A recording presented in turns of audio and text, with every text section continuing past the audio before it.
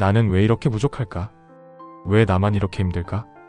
다른 사람들은 저렇게 잘 사는데 나는 왜 안 될까? 여러분, 혹시 이런 생각을 해본 적 있으신가요? 왜냐하면 우리는 끊임없이 부족함을 느낄 수밖에 없는 존재이기 때문입니다. 세상은 우리에게 늘 말하죠. 더 많이 가져야 해. 더 성공해야 해. 더 멋져야 해. 더 사랑받아야 해. 그렇다면 우리는 도대체 언제쯤이면 이젠 충분하다 라고 느낄 수 있을까요? 이 질문에 대한 답을 찾기 위해 오늘 영상에서는 결핍감의 원인과 부족함을 채우는 진짜 방법에 대해 깊이 이야기해 보려고 합니다. 이 영상을 끝까지 보시면 더 이상 결핍감에 휘둘리지 않고 진짜 풍요로운 삶을 살 수 있는 방법을 알게 될 겁니다. 끝까지 함께 해주세요. 안녕하세요. 사람 사는 이야기를 나누는 책읽코입니다.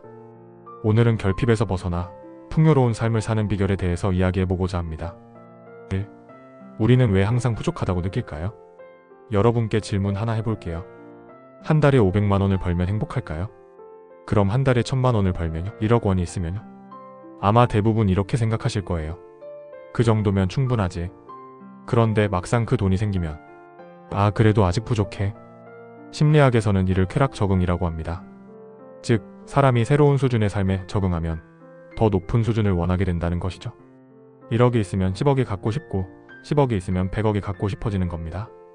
이걸 한마디로 정리하면 우리의 부족함은 끝이 없다. 그렇다면 우리는 평생 부족한 기분을 안고 살아야 할까요? 아니면 이 결핍감에서 벗어날 방법이 있을까요? 답은 있습니다. 그 방법을 지금부터 알려드릴게요. 부족함에서 벗어나기 위한 3가지 방법. 첫 번째, 자연과 가까워지기. 내가 부족하다라는 감정이 들 때 한번 자연 속에 가보세요. 산책을 하면서 바람을 느껴보세요. 밤하늘을 올려다보며 달과 별을 바라보세요. 바닷가에 가서 파도 소리를 들어보세요.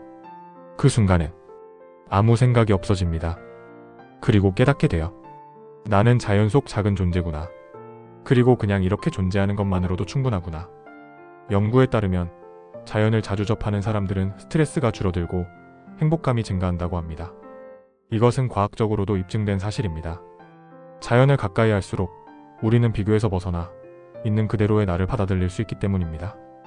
그래서 우리는 일상생활에서 하루 10분이라도 자연 속에서 조용히 머물러 보거나 바람을 맞으며 천천히 호흡하고 밤하늘을 보며 마음을 가라앉히거나 바다나 산, 강가를 걸으며 감각에 집중한다면 스트레스가 줄어들고 행복감이 증가될 겁니다.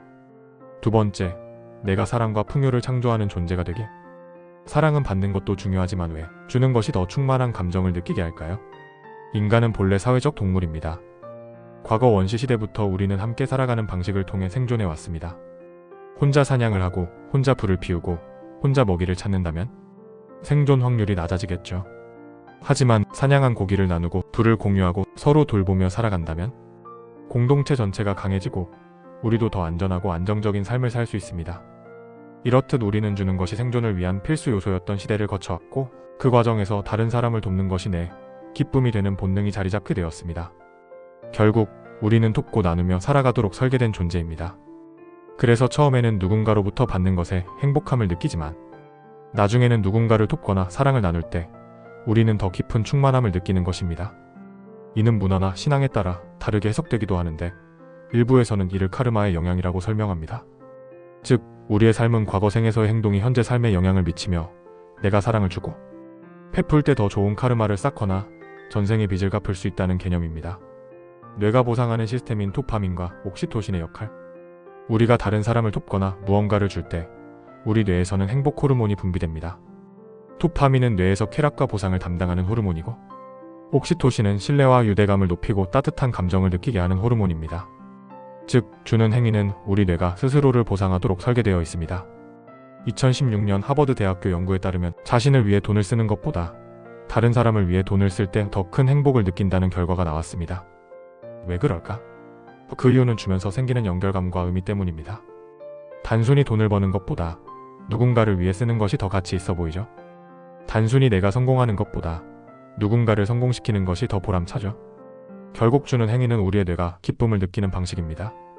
어느 날 아침 출근길에 커피를 사러 갔습니다. 줄을 서서 기다리는데 앞에 있던 직장인이 갑자기 지갑을 두고 온 걸 깨닫고 난감해하더군요. 그때 여러분이 제가 사드릴게요 라고 했다고 가정해봅시다.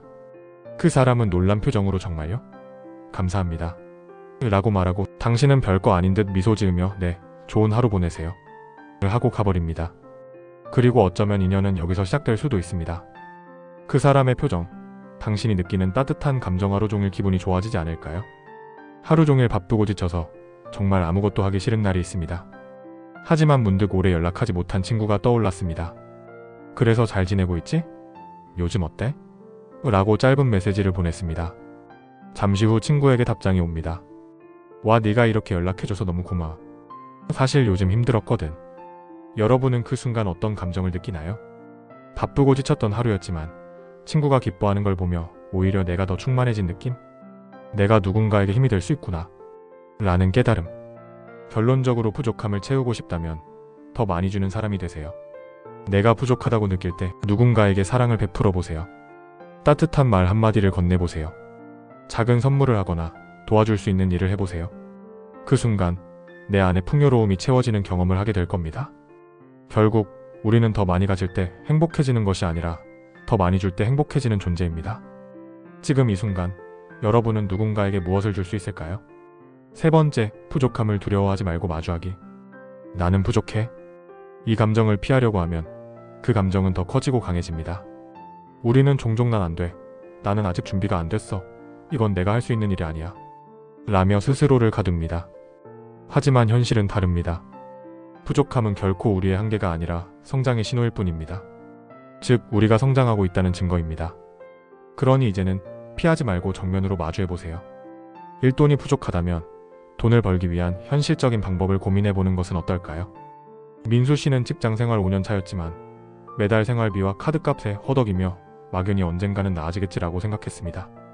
하지만 현실은 변하지 않았고 어느 날 그는 스스로에게 물었습니다. 내가 당장 할 수 있는 건 무엇일까? 평소 글쓰기를 좋아했던 그는 프리랜서 교정교열 아르바이트를 시작했습니다. 주말 몇 시간을 투자한 결과 한 달 50만 원의 추가 수입을 만들었고 점차 일이 늘어나며 결국 본업 외 수입만으로 월 100만 원 이상을 벌게 되었다. 부족함을 인정하고 직접 해결하려 했기에 가능한 변화였습니다.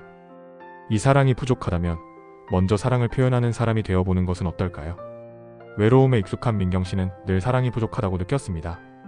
가족과도 자주 연락하지 않았고 친구들과의 관계도 소원해진 상태였죠. 그녀는 속으로 생각했습니다. 아무도 나를 먼저 찾지 않으니까 나도 연락할 필요 없어. 하지만 그런 생각이 계속될수록 민경 씨는 더 외롭고 점점 사람들과 멀어졌습니다. 그러던 어느 날 그녀는 깨달았습니다. 왜 나는 사랑받기만을 기다릴까? 내가 먼저 표현하면 안 될까? 그래서 오랜만에 부모님께 안부 전화를 걸었고 친구들에게 먼저 메시지를 보내기 시작했습니다. 직장 동료들에게도 따뜻한 말을 건네봤죠.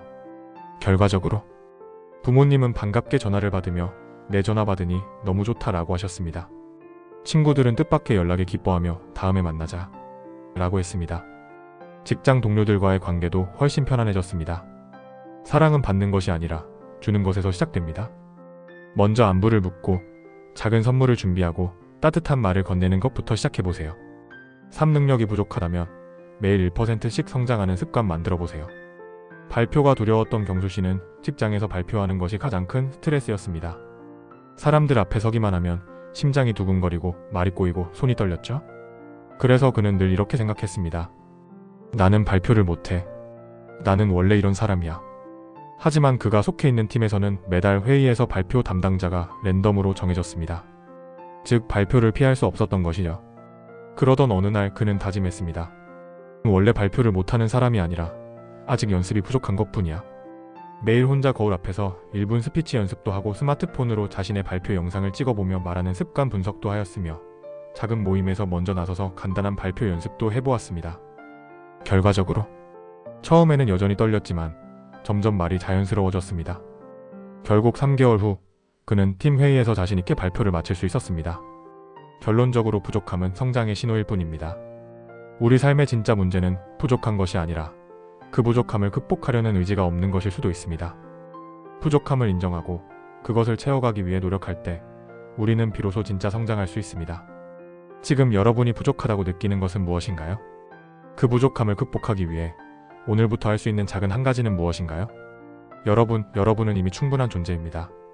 자연과 가까워지고 사랑을 베풀고 부족함을 두려워하지 않고 성장해 나간다면 지금 이 순간부터 더 이상 결핍감에 휘둘리지 않고 진짜 풍요로운 삶을 살 수 있을 겁니다. 오늘 영상이 여러분의 삶에 작은 변화가 되었길 바라며 함께 이 여정을 걸어가요. 좋아요, 구독, 알림 설정 잊지 마세요. 댓글로 여러분의 생각도 들려주세요. 여러분의 하루가 더 풍요로워지길 바라는 저란 남자는 책 읽고였습니다.